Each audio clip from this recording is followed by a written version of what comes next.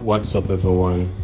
With us well again, back at it with another video on another hot topic for track and field. So, I've been thinking, right?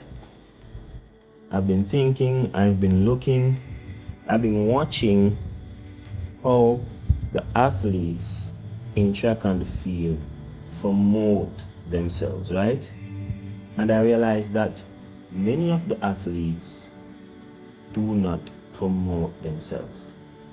When I went and I looked at the 100-meter hurdle world record holder Instagram and saw that she had just over 3,000 followers, it showed me that the athletes really don't promote themselves. A lot of great athletes are out there that are not promoting themselves on social media, right?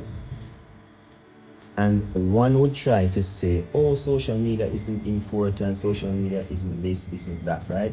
But the fact is, in order for you to maximize on your personal brand, in order for you to maximize revenue, nowadays you have to be active on social media. You see, you can be the fastest athlete, you can be the best at your event, or you can be one of the best at your event, and someone that is just average, just up there, not at your level, but they are doing well enough. They are probably making, finals. They are probably making, a couple teams, running at a few Diamond League, nothing extra, would probably be making more money than the one that's at the top but does not have the attention, right? So what people and what athletes fail to understand is that it's not about just being the best, it's about being the most known. And so if you are the most known, or if you are one of the most known, then the brands will want to get their brand to you in order to garner the attention that you have created. And so athletes fail to understand that, hey, they need to promote themselves. They need to show other sides of themselves, because it's a part of the business. It's not just about running. Running is a part of it, but there's a whole other aspect of it, which you could say is the business aspect of it.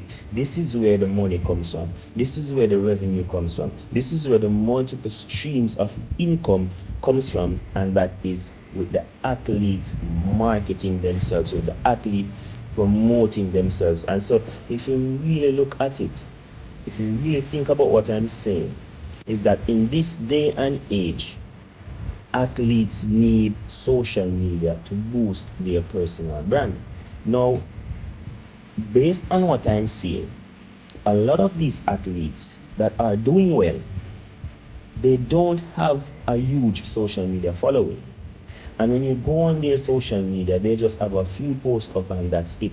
They don't post regularly. They don't show their journey. For example, they don't show their nutrition journey. They don't show their training journey. They don't show these things to let the fans in on certain things that are behind the scene. I don't know if these athletes feel that they are doing some top secret thing that no other athlete is doing, so they can't show them doing a block start, or they can't show themselves doing a 300 meter in training. It's not like you're doing anything that is way different from anybody else. You're not showing the world your whole program. And so the athletes fail to promote themselves. I was discussing this with a group of people, and some of them in the group would say, oh, this athlete is not getting this because they have a small population in their country. What people fail to understand is that globalization has changed the game. You see, a lot of people are uneducated on what the power of social media is. So even if you are in a St. Lucia, like, what's her name again? Julian Alfred. St. Lucia population is 170,000 people. Julian Alfred has 124,000 followers. And I'm 100% sure that 50% of them is not the social from St. Lucia. Because at the end of the day, the internet has bridged the gap where you don't have to depend on a certain region. You don't have to depend on a certain country. You don't have to depend on the continent.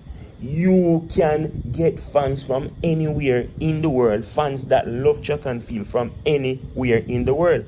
And I'm so baffled by it, because a lot of these athletes, they are complaining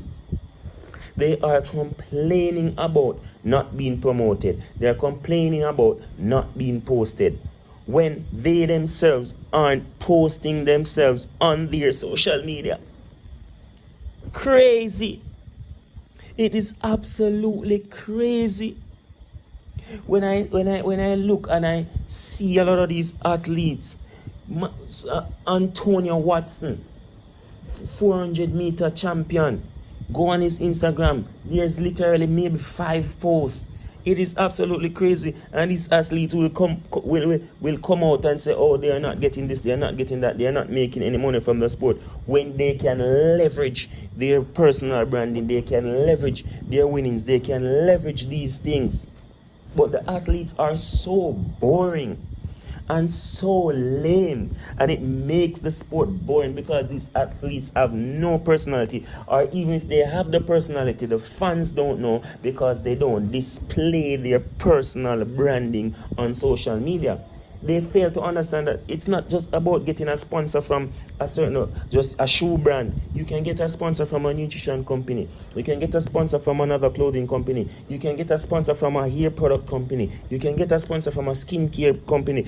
If you just leverage social media, you don't need to have a budget. Once you have that iPhone, you can use it. Once you have that good quality Android, you can use it. So there is no excuse. You don't need a social media budget.